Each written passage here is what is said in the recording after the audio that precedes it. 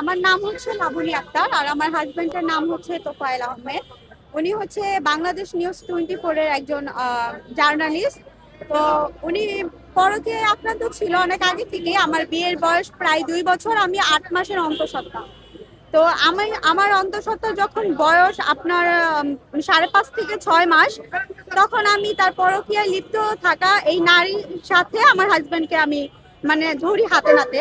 তো ধরার এক পর্যায়ে উনি আমার সাথে বিভিন্নভাবে ওইখান থেকে অত্যাচার শুরু করে। তো তারপরেও আমি ওনার কাছে ছিলাম যে আমি থাকি, আমি দেখি আমার হাজবেন্ড ভালো হয় কিনা।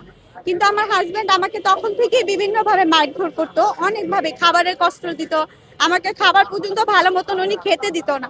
আমি যে 8 মাসে প্রেগনেন্ট, উনি তারপর আমাকে ঠিক মতন খাবার খেতে দিত না। আমার বাবার বাসা থেকে আমাকে খাবার পাঠানো হতো, আমি সেগুলো খেতাম, সেগুলো পর্যন্ত সে আমার কাছ থেকে নিয়ে যেত। আমাকে একবার আমার খাবারের প্লেটটা পর্যন্ত নিয়ে বাসা থেকে ধাক্কা দিয়ে বের করে দিছে, এরকমও ঘটনা সে ঘটিয়েছে।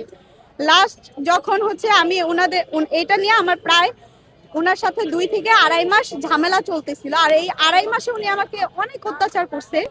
এটা নিয়ে হচ্ছে আমি জিডি পর্যন্ত করেছিলাম, কিন্তু আমি ওইখান থেকে তেমন কোনো সহায়তা পাইনি।